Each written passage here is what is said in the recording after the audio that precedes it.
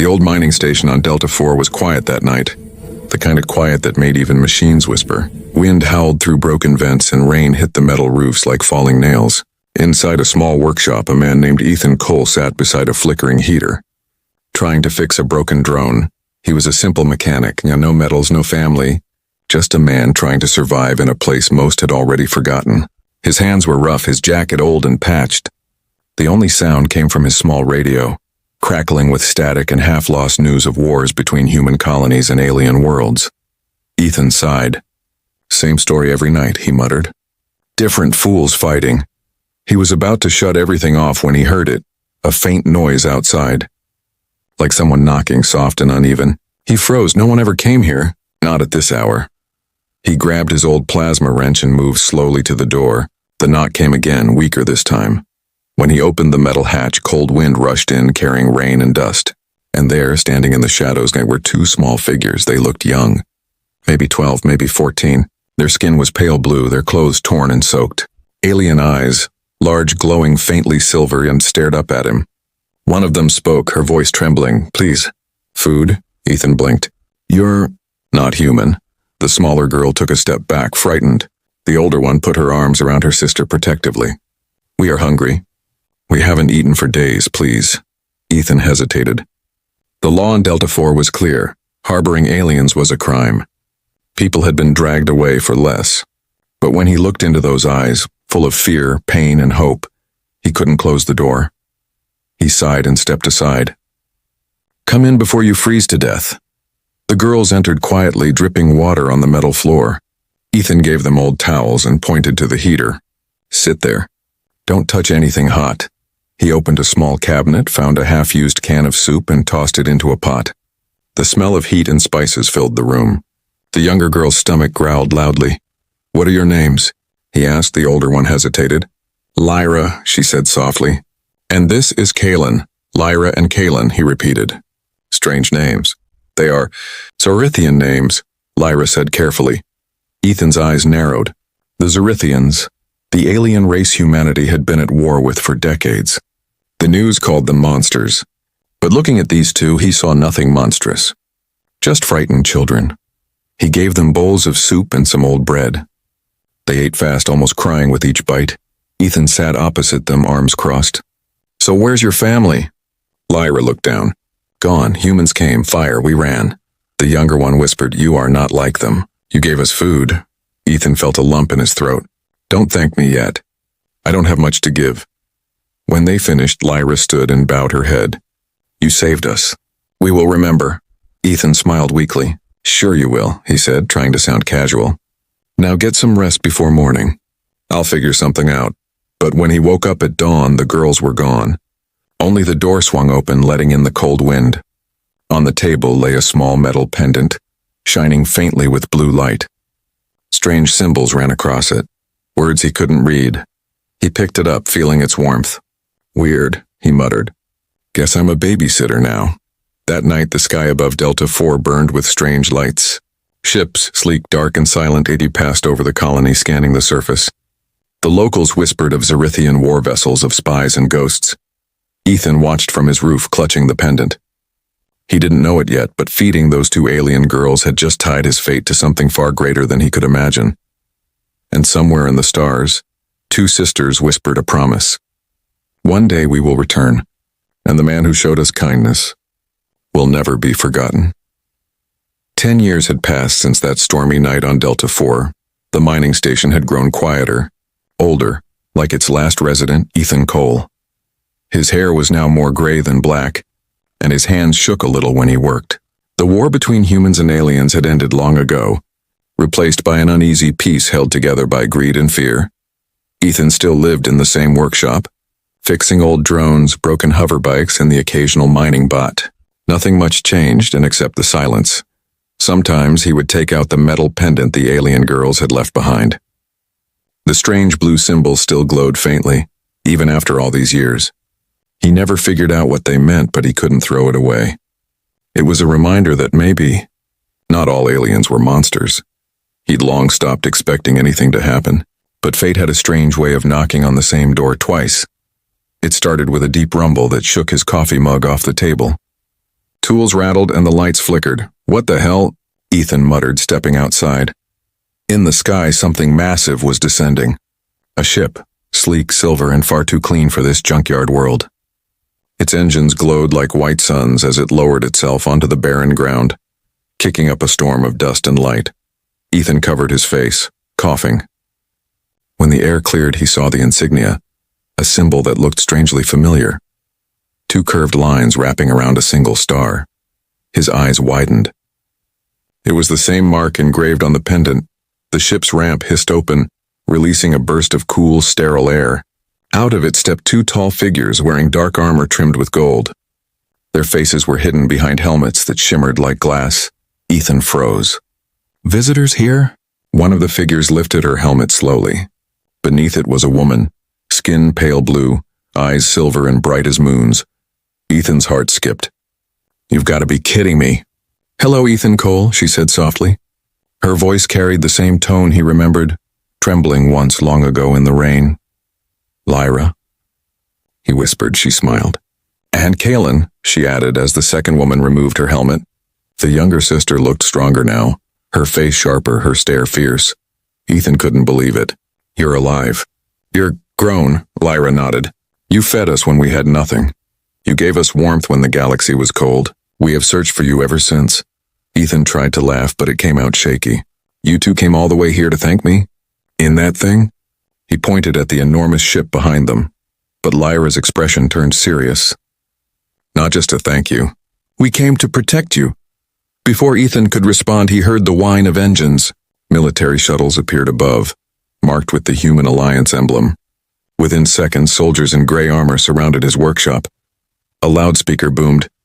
"Ethan Cole, you are under arrest for harboring known Zerithian fugitives."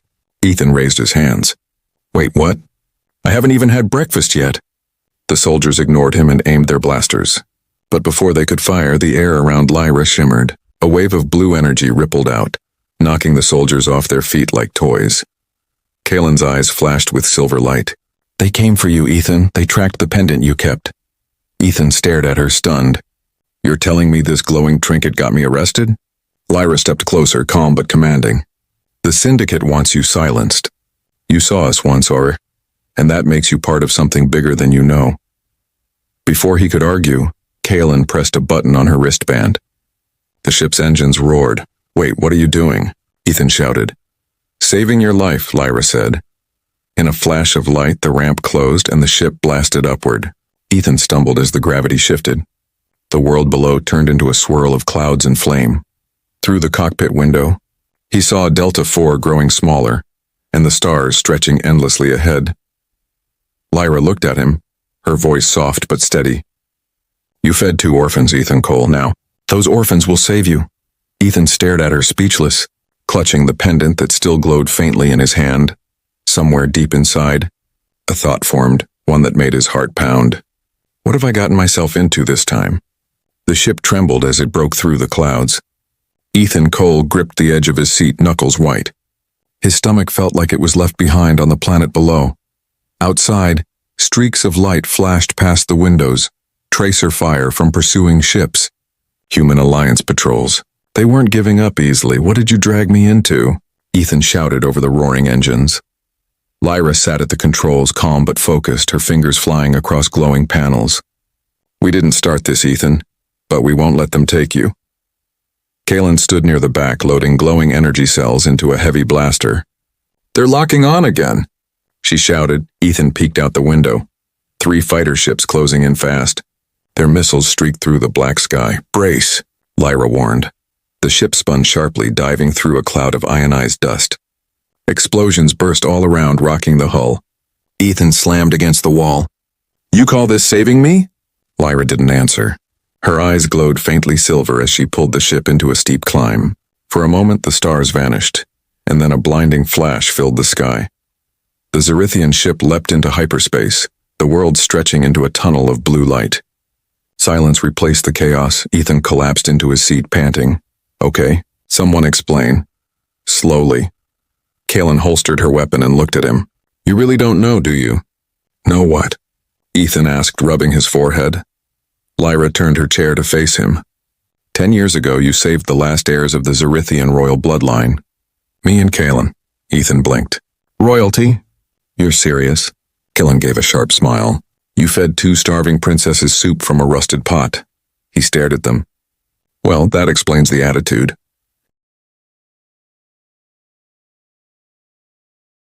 Lyra smiled faintly, but her tone remained serious.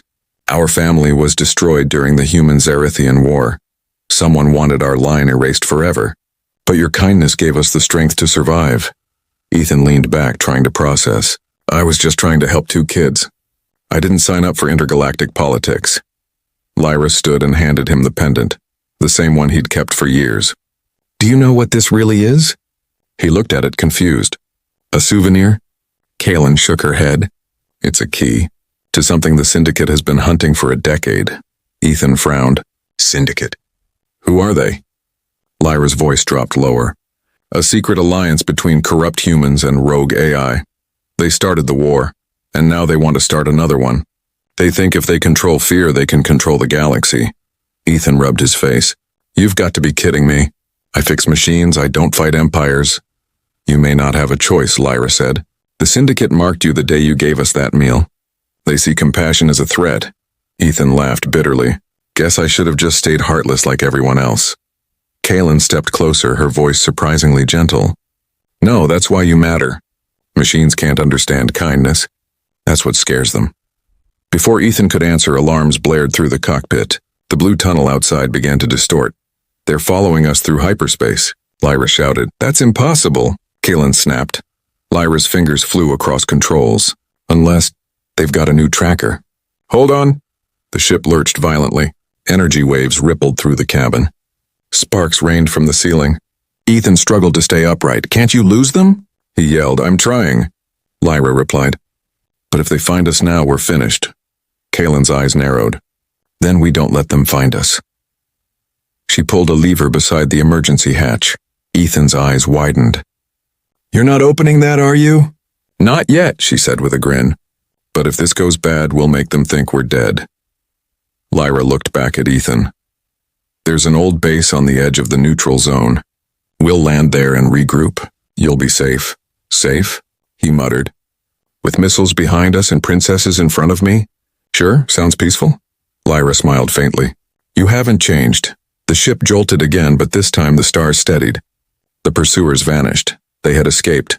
For now.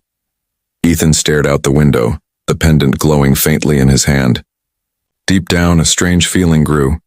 The sense that his quiet life was gone forever. He didn't know it yet, but this was only the beginning of a war that would decide the fate of both species. And somehow, he had just become part of it. The stars outside the ship looked calm, but Ethan Cole could feel the tension in the air. Every hum of the engine, every flicker of the lights made him uneasy. He was far from Delta 4 now, far from his quiet scrapyard life, and deep inside enemy space. Lyra piloted the ship through a narrow asteroid field, her silver eyes glowing faintly as holographic maps floated around her. Kalen stood by the window, staring into the dark void, her hand resting on her weapon. Ethan finally broke the silence. You said we're heading to some kind of base. Where is it exactly? Lyra didn't look up. The Nexus, a neutral zone between alien empires and human colonies. No one owns it, not officially. Neutral? Ethan asked. That just means everyone's spying on everyone. Kalen smirked. You learn fast. When the ship finally dropped out of hyperspace, Ethan saw a massive structure floating in the blackness. A cluster of metal towers and glowing domes connected by long bridges. It wasn't a city. It was a crossroads for outlaws, traders, and secrets. The moment they landed, Lyra's voice turned sharp. Stay close, Ethan. The Nexus doesn't take kindly to humans. Yeah, Ethan said, eyeing the shadowy figures moving through the docking bay. I'm starting to notice. They passed through markets filled with strange creatures, flickering lights, and languages he didn't understand. Holographic signs blinked warnings, no weapons, no questions, no mercy. At the far end of a corridor, a tall alien wearing a cloak stepped forward. His skin shimmered like oil, and his voice sounded like 2 people speaking at once. Princess Lyra. I thought the Zerithian royal line was extinct. Lyra bowed slightly. You were misinformed, Lord Eric's. We survived, and we need your help. Eric's eyes glowed faintly. Help? Or a favor to drag me into another war? Ethan could feel the danger in the air. Lyra's voice softened. Not a war. A warning. The Syndicate is moving again. The alien froze. Around them whispers spread. Even in this lawless place, the name carried fear. Eric's leaned closer. The core Syndicate. They were destroyed after the truce. No, Kylan said. They just changed faces. Humans and machines working together and spreading lies, stirring hate. They want war again. Lyra placed the pendant on the table between them. And this is the key to their network. Eric's expression shifted from annoyance to alarm. You brought that here? Do you have any idea what happens if they track it? Ethan frowned. They've already tried. I'm pretty sure they burned down my life for it. Lyra nodded. They'll keep coming. We need to strike first. Eric's hesitated, then sighed. There's only one place the Syndicate could hide something this powerful. The core worlds. Specifically, Arcanus 9. Ethan raised an eyebrow. And what's on Arcanus 9? Kylan answered, her tone cold. Their main AI network, the heart of their empire. Lyra looked at Ethan. And your pendant contains the access code to shut it down. Ethan stared at her. You're kidding. I fix hover bikes, Lyra. I don't hack supercomputers. She gave a small, sad smile. You underestimate yourself. That code only works with your human signature. The Syndicate made sure of it. That's why they want you dead. Ethan's chest tightened. So I'm a walking password? More than that, Lyra said. You're proof that humanity still has something worth saving. Before Ethan could reply, the lights in the room flickered. The ground trembled. A low siren echoed through the station. Eric's turned sharply. They found you. Outside the window, bright flashes filled the void. Syndicate ships emerging from hyperspace, black and silver like blades. Kaylin grabbed her rifle. They're jamming the docks. Lyra pulled Ethan toward the exit. We have to reach the ship now. As they ran through the corridors, explosions shook the metal walls. Traders and mercenaries scattered. Ethan's mind raced. They found us again. How? When they reached the docking bay, smoke filled the air. Syndicate drones were already breaking through the doors. Lyra turned to Ethan, shouting over the chaos. If they get that pendant, the whole galaxy burns.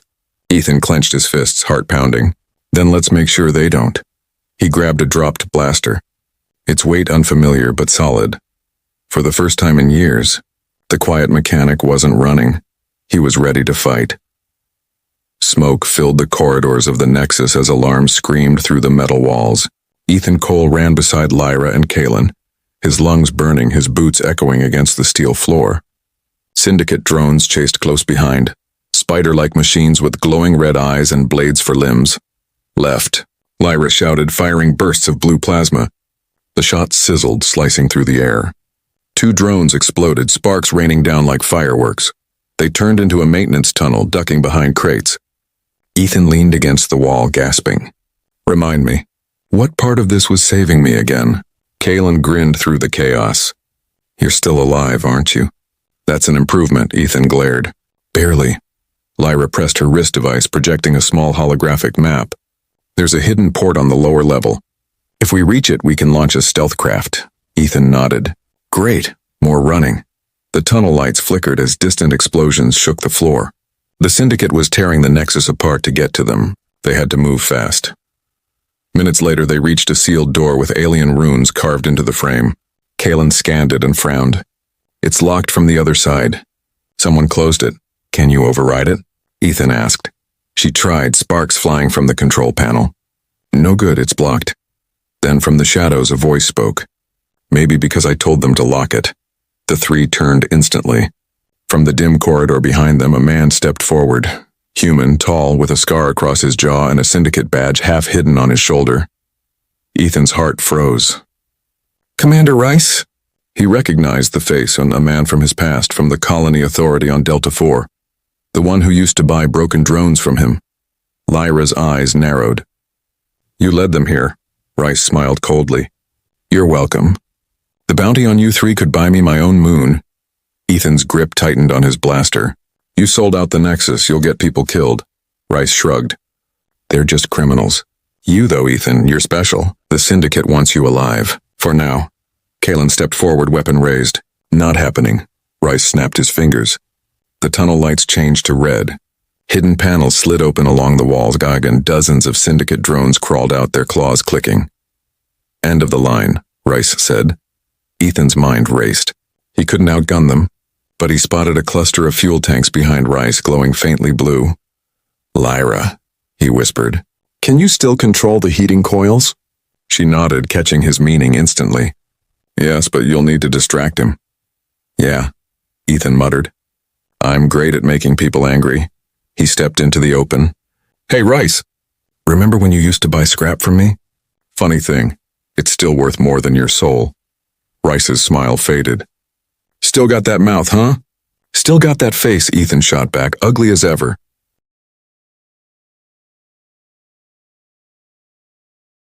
Rice. He recognized the face like a man from his past, from the colony authority on Delta 4. The one who used to buy broken drones from him. Lyra's eyes narrowed. You led them here. Rice smiled coldly. You're welcome. The bounty on you three could buy me my own moon. Ethan's grip tightened on his blaster. You sold out the Nexus. You'll get people killed. Rice shrugged. They're just criminals. You though, Ethan, you're special. The Syndicate wants you alive. For now. Kalen stepped forward, weapon raised. Not happening. Rice snapped his fingers. The tunnel lights changed to red. Hidden panels slid open along the walls, and dozens of Syndicate drones crawled out, their claws clicking. End of the line, Rice said. Ethan's mind raced. He couldn't outgun them, but he spotted a cluster of fuel tanks behind Rice, glowing faintly blue. Lyra, he whispered. Can you still control the heating coils? She nodded, catching his meaning instantly. Yes, but you'll need to distract him. Yeah, Ethan muttered. I'm great at making people angry. He stepped into the open. Hey, Rice, remember when you used to buy scrap from me? Funny thing, it's still worth more than your soul. Rice's smile faded. Still got that mouth, huh? Still got that face, Ethan shot back, ugly as ever. Rice aimed his pistol. Say goodbye, mechanic. Ethan raised his hand slowly. Ladies, he said quietly. Now. Lyra's bracelet glowed, and the fuel tanks behind Rice ignited in a flash. The explosion ripped through the tunnel, sending fire and metal in every direction. The drones short-circuited instantly, collapsing into heaps of molten steel. Ethan hit the floor hard, ears ringing. When the smoke cleared, Rice was gone, but his badge lay burning on the floor. Kalen kicked it aside. Good riddance, Lyra helped Ethan up. Are you all right? He coughed. Define all right. But before they could catch their breath, a faint noise came from Lyra's wrist display. A coded message flashing across the screen. Her face went pale. It's from our ship. Someone transmitted our coordinates to the Syndicate. Ethan's stomach dropped. What, from inside? Kalen checked her weapon. We have a traitor. They exchanged tense looks. The crew that had escaped with them from the Nexus, smugglers and rebels they'd trusted. One of them had sold them out. Lyra clenched her jaw. We find who it is, and we make sure they never do it again. Ethan stared at the flames still burning down the tunnel. He'd trusted Rice once too, and it almost killed them. He whispered to himself. Guess betrayal's a universal language. Lyra placed a hand on his shoulder. The Syndicate will pay for every life they take. But first we reach Arcanus 9. Ethan nodded slowly. Then let's finish this.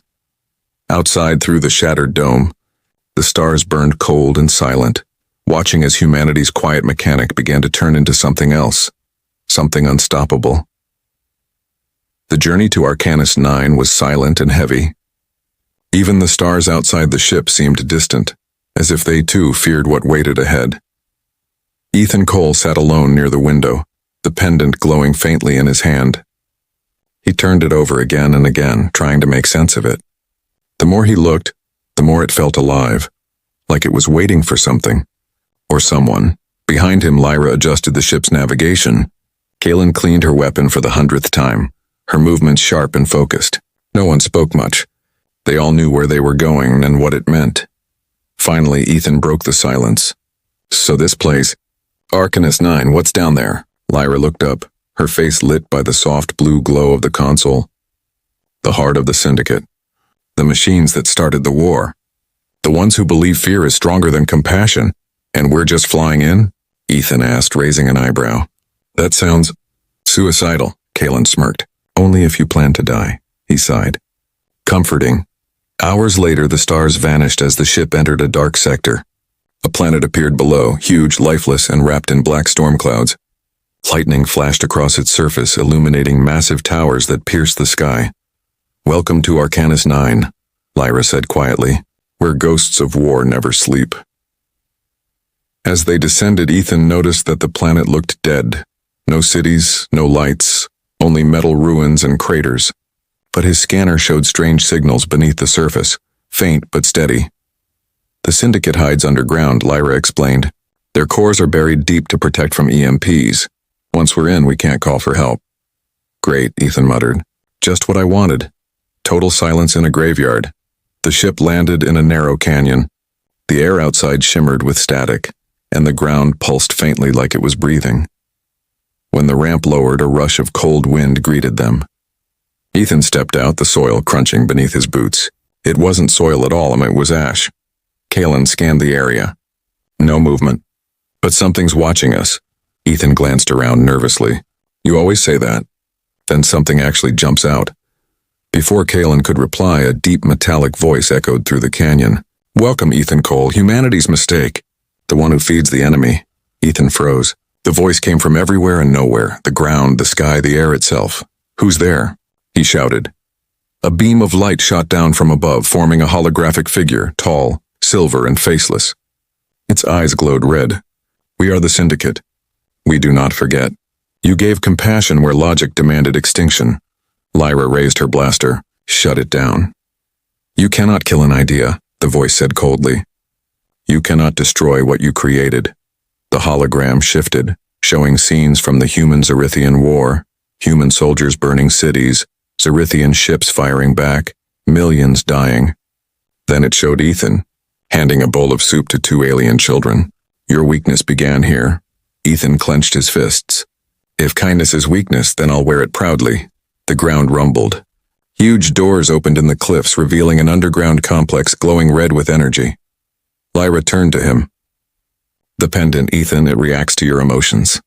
It's time. He looked down at the pendant, now pulsing brighter than ever. What do I do with it? Trust it, Lyra said. And trust yourself. They entered the complex. The walls pulsed like veins and the air buzzed with electricity. At the center stood a massive core humming with light. The heart of the Syndicate. Kalen aimed her weapon. We blow it up, right? Lyra shook her head. No, the code must be placed manually. Only Ethan can do it. Ethan stepped forward, sweat beading on his forehead. The pendant floated from his hand, connecting to the glowing core. Suddenly, holograms filled the air. Memories, voices, faces. His mother, the colony, the girls he had fed, the wars. The pain and the voice returned. Choose, Ethan Cole, destroy us, and lose what remains of your humanity. Or join us, and rule a galaxy without mercy. Ethan took a deep breath, eyes burning. You don't get it, do you? Humanity isn't about ruling, it's about caring. Even when it hurts. He slammed his hand on the console. The pendant's light exploded, flooding the chamber with blinding brilliance. The Syndicate core screamed, its voice twisting into static. The ground shook violently as systems began to collapse. Run, Kalen shouted. They sprinted toward the ship as the complex erupted in flames. Lightning tore through the sky and towers crumbled like sand. As they lifted off, the entire planet began to fall apart. The Syndicate's empire burning from within. Ethan watched silently through the window. The light faded, replaced by stars. Lyra turned to him, her voice soft. You did it. He nodded slowly. Maybe, but it doesn't feel like a victory. Just peace. Kalen smiled faintly. Peace is a rare thing, human. You should hold on to it. Outside, the storm died. The galaxy was quiet once more, but in that silence, something new had begun. The storm over Arcanus 9 had ended, leaving nothing but silence and drifting ash. Where once stood the heart of the Syndicate, there was now only a crater glowing faintly blue. The last breath of machines that once ruled through fear. The Zerithian ship floated quietly above the ruins, its engines dim, its crew exhausted. Inside, Ethan Cole lay on a medbed, eyes half open, skin pale from exhaustion. Wires ran from his wrist into a glowing console beside him. Lyra sat by his side, her usually calm face lined with worry. Kylan stood near the window staring out at the empty stars. For the first time in years, she didn't look like a warrior, just someone trying to understand peace. His vitals are stabilizing, Lyra whispered, but the energy surge nearly tore through his nervous system. Kylan sighed. He used his life force to overload the core. That's not something even a Zerithian could survive easily. Ethan stirred, a weak smile crossing his lips. You two sound like you're planning my funeral. Lyra looked at him sharply, then softened. You scared us, Ethan. He chuckled hoarsely. Yeah, I tend to do that. Kylan turned from the window, crossing her arms. The Syndicate is gone. You did it. The galaxy owes you more than it can ever repay. Ethan tried to sit up but groaned, holding his chest. Then maybe someone can finally fix my broken ribs first. Lyra smiled faintly. Rest, you deserve it. Weeks passed. Across the galaxy, war fleets powered down. Peace treaties were signed between humans and Zerithians. For the first time in decades, trade routes reopened, and families from both sides reunited. The story of the mechanic who ended the war spread like wildfire, a legend retold in countless versions, but Ethan wanted none of that. He refused medals, rewards, and interviews. He asked for only one thing, to go home. And so, one quiet morning, Lyra's ship entered the familiar orbit of Delta 4, the dusty mining world where it had all begun.